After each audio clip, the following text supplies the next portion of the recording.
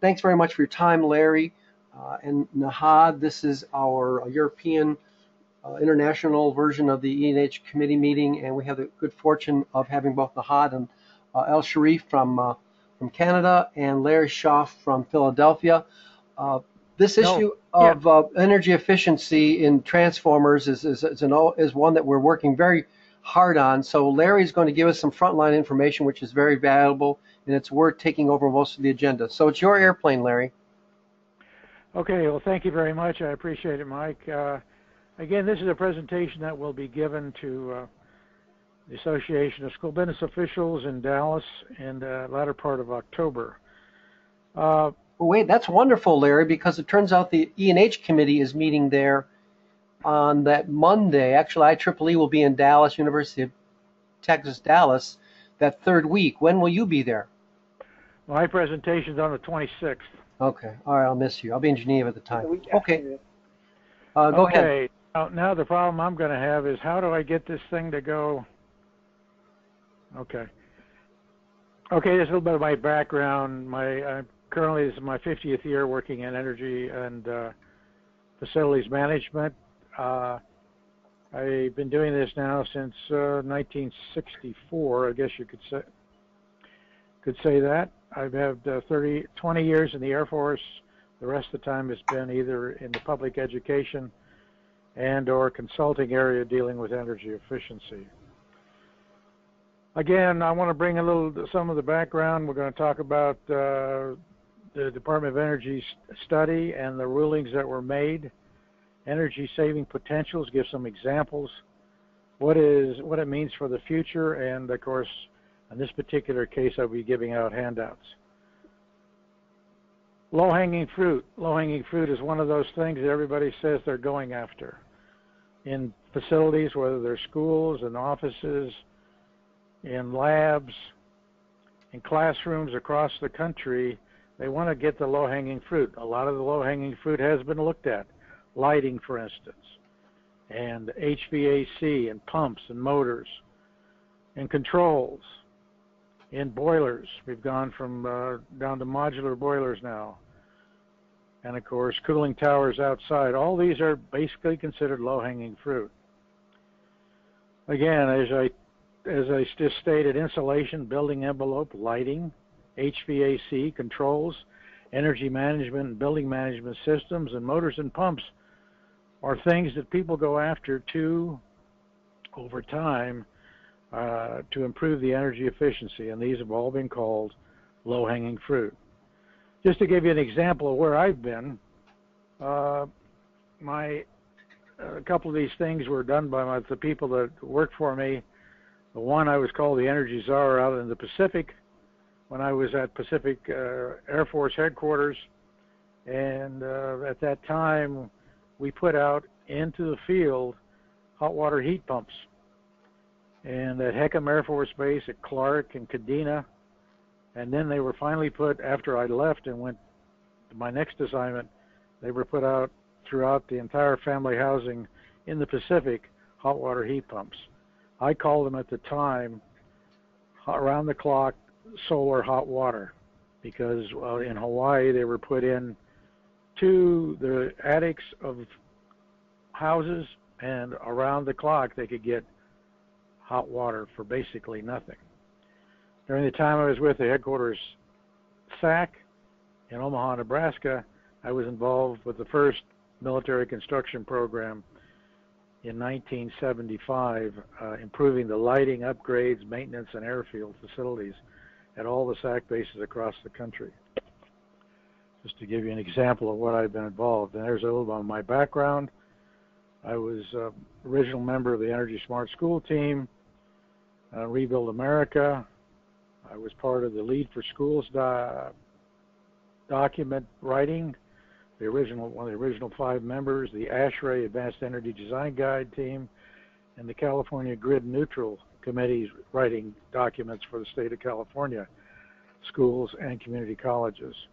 I was also a rep on the International Energy Agency Annex 36 to improve the energy efficiency of existing schools. And currency, I call myself a guru on energy efficiency consultant.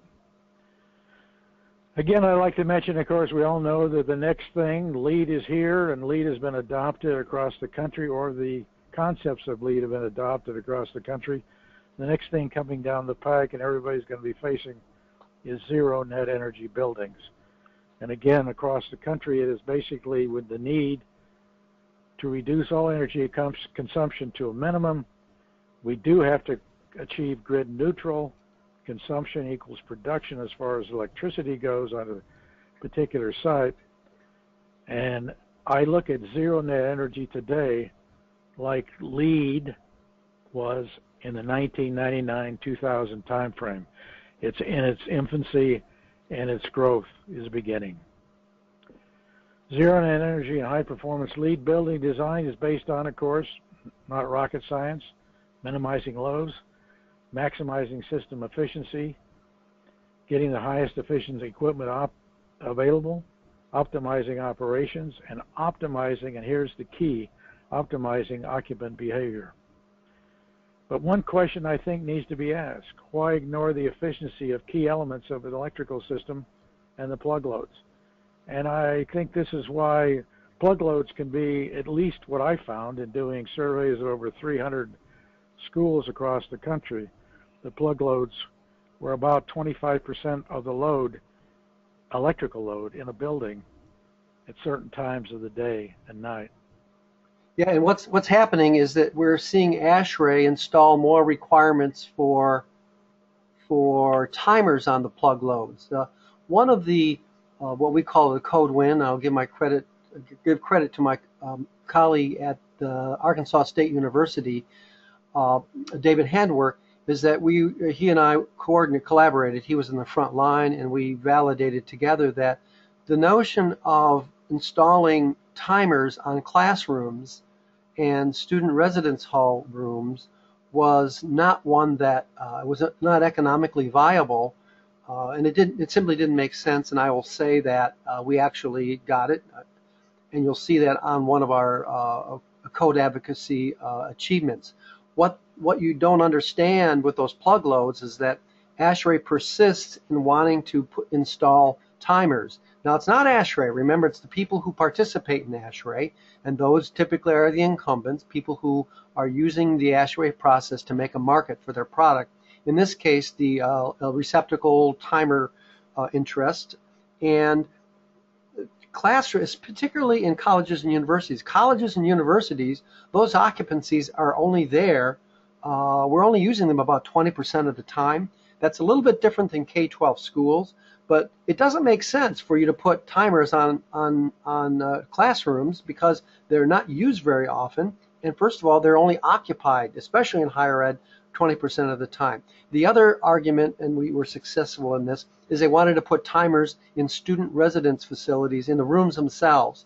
And if anyone has ever been in a room of a student residence facility, you'll know that the students are using extension cords. They have 20 different appliances, and the number of extension cords and the number of outlets don't match. You create a fire hazard, which is more than it's worth. So long story short is that we were successful in getting timers out.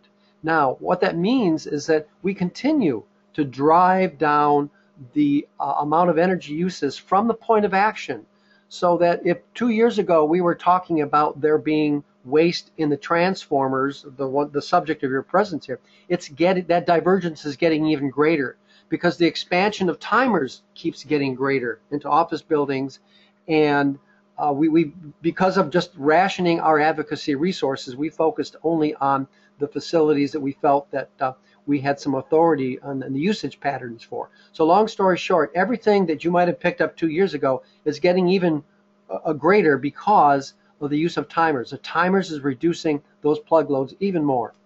I just wanted to put that in there, Larry. Go ahead. One of the things that I've been looking, I started advocating back in the right at the turn of the century, is the fact of using occupancy sensors. Occupancy sensors to me were the more manageable things because, and I at that time were advocating that 50% of the plug in a classroom and anything basically were controlled by occupancy sensors. And that is where and the reason I even came across that was my first experience under the IEEE when I first went to Berlin for the first committee meeting back in 1998. That I entered to get in my hotel room, I had to put my card in the stupid slot to turn on the refrigerator, and not the refrigerator, but the TV and other lights in the room. And that is basically the same thing. It's not a timer, but it is an occupancy. Yeah, those make more sense to me, at least me personally. And that, to me, I've been advocating that since about 2000, that they should be done, because they do it to HVAC systems, occupancy sensors. You turn on the fans or turn them off, depending on what the case may be. Why not have the same control, basically the same sensor, control at least 50% of the outlets? I always told the joke, again, the classroom is to be an educational tool. Johnny's responsible for the goldfish. Johnny, unfortunately, plugged a 3-day weekend. Johnny plugs the pump into the plug. Johnny forgets that one of the plugs is on an occupancy sensor. They come back 3 days later, the fish are belly up. What does Johnny learn? First, make sure you plug it in the right plug, and of course, and that they need oxygen to survive. So anyway, that's a great story. That was a joke made, but it hit the point to people. But anyway, I'm sorry to digress. And again, I could talk about the low voltage transformers currently out of sight, out of mind, behind locked and closed doors. And again, I have this little thing here. It's humming our song. And again, most today, a lot of people have transformers, low voltage transformers that hum, and they don't realize why they're humming. In many cases, it's because they're getting old and they're inefficient. And as it states there, you never know what happens behind closed doors. And I think then I give the people, this one picture I have there of a 75 kVA transformer is only loaded at 3%. Its losses are 1.02 kilowatts, and the temperature is 306 degrees. And I put there on there that an egg fries at 158 and bacon at 300. So anyway, that gives people an idea how hot that thing is, how much energy is being wasted. And again, this particular just shows the different size transformers and to corresponds with the different types of fruit we have. I go over what a linear load is and what a nonlinear load is. And in the educational arena, I show what linear loads of yesterday. The overhead projectors and all the names, all the tape recorders, typewriters, all the things, the cathode ray tube televisions and all that. And then I go linear loads of today. The flat screen TVs, the computers, the overhead, the LCD projectors. And one of the things I made a point of is that LCD projectors in classrooms, whether they're in schools, whether they're in colleges, universities, whether they're in offices, in most cases are always on. And when they're off, they still draw 5 watts an hour. And I figured over time that in a typical school year, only if you have to assume 365 days, that an overhead LCD projector is only used on an average of 1 hour for every 1 hour a day. And for 365 days, that means 23 hours a day we're consuming 5 watts and not doing a damn thing. Anyway, and then I just show more typical things that can be found in classrooms. And then I go over the studies, one done by Oak Ridge, which showed the fact that the utilities figured out back in the 50s that improving the efficiency saved them energy. It was cheaper to improve the efficiency of the large distribution transformers, and then to build additional power plants. During that same period, the low distribution transformers, or the dry transformers, basically got less efficient as a result, because everybody was worried about first cost.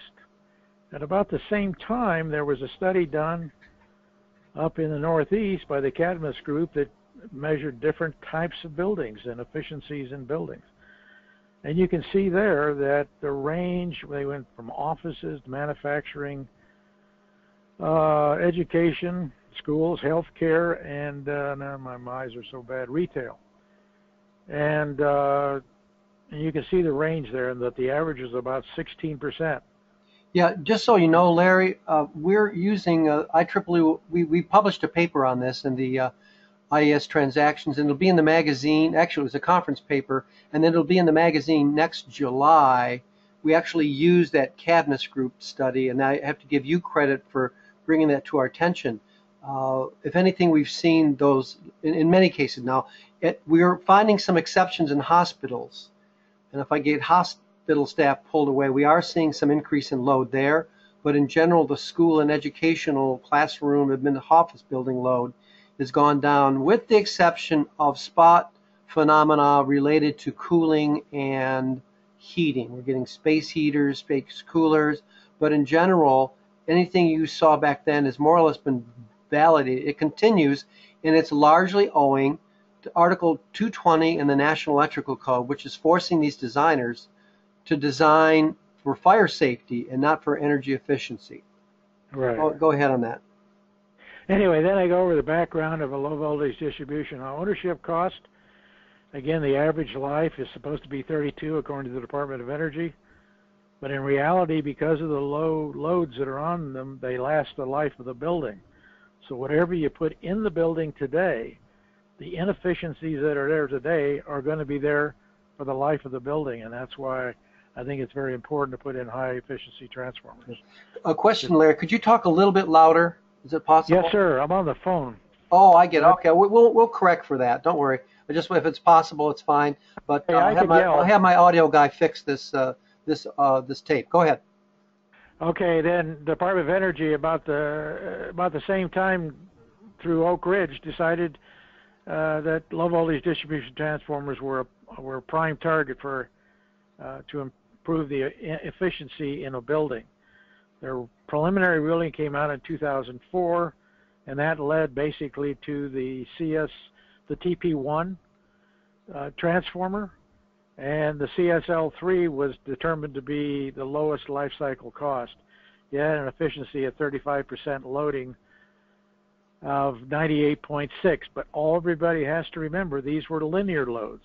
And even in 2004, linear loads were basically going out the door, or the door had almost closed on them from all purposes, because most things today have some kind of a computer chip, some kind of electronics in them, and as a result, you end up with more inefficiencies in the operation of the transformers.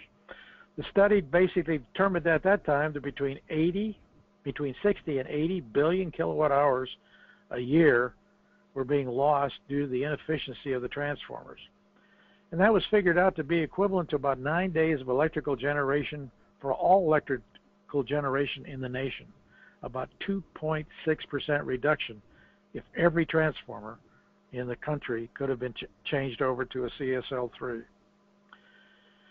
EPAC 2005 basically determined that the TP1 would be the minimum, and that went into effect in July of 2007. But one thing people have to remember, the TP1 was not approved by UL for over 5% nonlinear loads. What I found in most educational facilities, that the nonlinear loads were somewhere over 50% and approaching 75% on all transformers. Okay, and again, here's some more things about the CSL3 transformers. They were being manufactured. Again, they were 100% approved for nonlinear loads. A typical school plug loads is 55 to 75%. They had a rating, K7 rating, and they were about 25 to 30% more than a TP1. The investment payback on new construction was 3 years or less, depending on the utility rate. And these are just some examples of before and after. You can see the efficiency improvements that occurred when before and after. This was in an educational facility. Between May of 2012 and September when it was replaced, you can see the efficiency change. Same thing is true here on the load profile. It changed, and the reason for that is the no load losses and efficiencies that occur because of that. Loss reduction, and I put this in here just to show what the equivalent was. 6 100-watt light bulbs, incandescent, 23 watt CFLs, 33 18-watt 4-tube LEDs, and so on and so forth. So you can see the amount of energy that is being wasted. I always told people, if you don't replace your transformers, it's like running a 6 100-watt light bulbs 24 hours a day, 7 days a week for the life of the building in that little room where it exists. Yeah, it boggles the mind. And I struggle so much with the sustainability people who have a far more branded effort. Right. You know, sustainability is one of those zeitgeists of the education industry, and we can pay for them all with just getting that one change. That's right. And the other thing too is it's beyond. It's $10 billion. I'm not sure what the total money we spend on materials, labor, salaries, and all those sustainability folks. If we could just get this one code change, we could pay for them all maybe several times over. It's that large. Go ahead. I know it's significant. And the other thing too is if you can get the sizing, get the code change.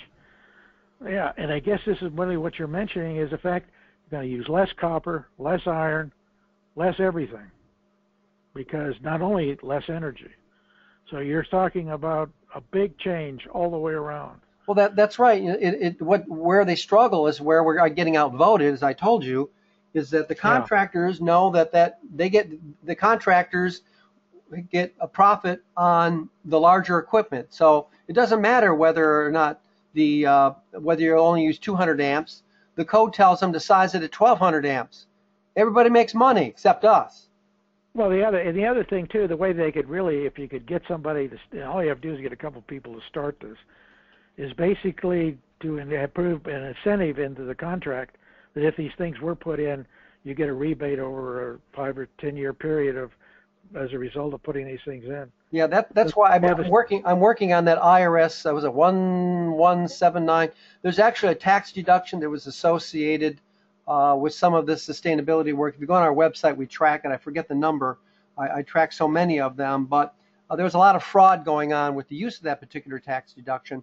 Long story short, I have to give credit to Eaton. Eaton Corporation is the only manufacturer who understands that there's likely to be more money made here by creating these wholesale renovations, which you're making the economic case for, that for continuing to resist this. Even NFPA knows this. NFPA knows this. That's why they're hosting and they are providing the platform for that research project to give the technical committee the technical reasons. Now, we can give them all the technical reasons in the world, but if the contractors and the manufacturers and labor are all making money on the larger equipment, because remember, if that 150 kVA transformer is now 30 kVA, that's much smaller wire and pipe, right? Right. Everybody wants to put in larger equipment because, and of course, UL and some of the insurance are coming. Well, we're worried about fire. I mean, it's a legitimate complaint, but we've got, as Nahad here, he knows that we have ways to clip some of that fault current. Long story short, this is a very clear case of incumbent interest, a particular committee voting their book, and that's the American system. Meanwhile, everybody can talk about net zero campus, where, as you say here, we're not going anywhere until Article 220 gets smashed, and that's kind of what I've been doing. Not all of Article 220, just the parts that are causing all this waste. Go ahead, Larry. Built-in waste. Yeah, and the final ruling came out in 2013, and the new transformer, again, unfortunately, is still rated for linear loads, not nonlinear loads, but the efficiency has gone up, and of course the efficiency at 99.1%. Unfortunately, the steel is not made yet that'll achieve that. So I did not know that. L4 are now in the process of being built, and the new transformers that are being built today basically are 100% rated for nonlinear loads. But the ones that'll probably most of the people will be purchasing are going to be basically only 5% linear loads, nonlinear loads, excuse me. Okay, this is what's being manufactured today. As you can see, what's available. And these are all will be available. Again, they've estimated another $14.5 billion over 30 years if everything could be changed, upgraded to a level 5 transformer. All current manufacturers can build. Most decide not to for some reasons, like you've mentioned, Mike, and part of it is because in many cases they can't be manufactured on a mass production basis. There's got to be more quality control, especially in the steel and the copper windings. And again, I just go over potentials in schools. And again, these are just little things. Again, by 2030, all new buildings will be zero net energy, according to the AIA. In some places, by 2050, all existing buildings. And what remains, and what you've already discussed, is that once we achieve net zero energy, or zero net energy, plug loads will be 50% of the remaining electrical loads. 2016 transformers built for nonlinear loads will be the cornerstone of any future electrical system. Now, to be fair, on the supply side, the net zero conceptions contemplate on-site renewable sources. So we can. That's correct. I understand that. Go right. ahead. Right. And this is the last. This is a picture where I show that again, infrared of a 75 kVA transformer with a skillet of bacon and eggs being cooked to give an example of how much energy is being wasted. And I'd like to end it up. High performance zero net energy buildings need a solid structural and electrical foundation for success. And the DOE 2016 mandate that goes into effect the 1st of January 2016 will be the foundation for the electrical system. One thing, remember, buildings don't operate themselves, occupants or people do. And that's still a critical part of this entire equation. Thank you very much, and you can get a hold of me by these numbers and email and all the other good stuff. I hope, Mike, this has been a good overview, and I think people get the attention by doing it in simple form. Yeah, I've been because my resources are also limited, I'm spread out fairly thinly now. I'm getting more resources, but I have to make sure. It's sort of like you do a housing project. You can't buy more materials than you have the labor to put in place. So right. I'm always leapfrogging over the material labor conundrum here. But one thing that I like is that you are giving this to the Association of Public School Officials, and I only need $7,000 to get that research project off center. It's been around. University of Michigan's funding it. The Eaton Corporation's funding it. The Michigan Association of MIAPA is funding it. So I only need about $7 grand. I have applied to IEEE, and my hope is that by mid-November I will know that. It is very disturbing to me, and I think there are changes that are being made right now, and Lahad, you can hear this, is that in the Industrial Applications Society, so much of the attention has been given to the industrial side, wiring up the 10,000 horsepower motors, dealing with large utility contracts for automotive manufacturers, that the economy has changed over the past 30 years. And more of the commercial part of the commercial, there's, even though the IEEE has always had a commercial recommended practice, that we're finding less heavy industry and more commerce. And IEEE has really ceded its authority to ASHRAE, who seems to be moving faster. Do you have any? I'm going to cut over to my screen as we start to close this out. Nahad, do you have any thoughts on that? Because I know that was one of the prevailing discussions in Calgary regarding the orientation of the IAS. Any thoughts? Yeah, just comment on the presentation, Larry. Thank you for sharing the information. It's very interesting. This is not really something I deal with every day, so it's very informative. Appreciate the your time and information. The one thing I'm not quite sure about, like I'm not familiar with Article 220 because I know you mentioned the mic, but it just sounds to me counterintuitive if UL and insurance companies are complaining that you are going to lower your transformer size, because I don't know, correct me if I'm wrong, if you're dealing with less current, isn't this inherently mean less hazard? Because now instead of having 200 amp or whatever higher current, like it's lower current now, so provided that you design your system properly and have the right, gauge, like wire gauge for the current, this should be a better situation for everyone instead of having all this energy and current and even high voltage that you don't really use. Mm-hmm. Maybe you can even lower the voltage level. So you're asking, are you asking me why is the insurance interest? Now insurance also, I sort of lump them together with conformity assessment. UL, for example. Yeah. Very often, remember UL's business model is all about conformity assessment. They make more, it's like almost all standards developers don't make money on writing the standard. They make more money in assessing conformity. So, products, yeah, so is it less fire hazard for the subscriber? And of course, UL has input into the risk management tables. So, and of course, that's where NFPA originates. NFPA, of course, is an organization founded on fire protection, and in the early days of its early days, electricity was the fire hazard as we transitioned from gas lamps to electrical community lighting.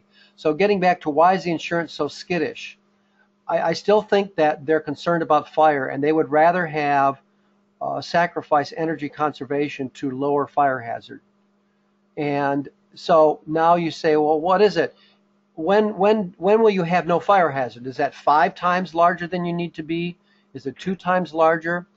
I don't mind if a transformer is even 4 times oversized. I don't mind that over the life cycle. I mind it when it's 12 times oversized. And that's what we have on our hands right now. And it's directly creating fire safety, flash hazard. And so it's a matter of, a market of ideas. UL, they're terrified of fire, so are their clients, and they'll vote that way. They don't care about energy conservation. Yeah, but even with this gigantic transformer that you said like 12 times oversized, there's still a huge hazard, like arcing, even the short circuit current levels available by this huge transformer. It's way more damaging than a small transformer. And this is likely the case for at least 50% of the transformers in all the buildings in the world. That's what's with the ones that are designed according to the NEC. It's a different story in the EU, but there are cases where a smaller transformer is not appropriate. We're finding them in a lot of medical facilities, especially in special equipment, where of course the transformer sits there until they do a test. So we do have we do, in fact, Jim Harvey, part of what we're going to be doing here at Dallas is Jim's going to give us a little bit of an overview of the problem they're having in healthcare with transformers, 500 kVA transformers doing nothing except for about 50 minutes per day. But the 500 kVA transformer has to be there because of the impulse of the particular piece of equipment. So I hope that answers the question a little bit. Yeah. Thank you for the clarifying. I said this is not really my field, but it's interesting to learn new stuff. Well, I did want to mention that we before this, I'm going to limit this call. I think what I'm going to do is I'll start to end the recording because there's one last technical point, and I think we've resolved it. Is that some of the counter arguments for smaller transformers, which means smaller fault current, is that you need enough fault current to drive your protected devices. And this is Nahad's particular specialty. He knows a lot more than he's saying. And so he assured us that their particular devices could be scalable. The response of those devices are scalable to the amount of fault current that's there. And of course that's ground fault current, so it's usually 1/3 of the full load amp in that order, depending what the what the zero sequence impedance is. But long story short, we should not find any compromise in most cases of protection regimes when the transformers are made smaller. And with that, I'm going to stop this recording because we do have some other business items to deal with on this particular on our agenda today. Let's see if I can find it. Here we are. I'm going to close it, and we'll probably clean it up a little bit later. We'll post it, and then we'll have it cleaned up. Stay on the call, guys, while I stop the recording. We can speak freely here.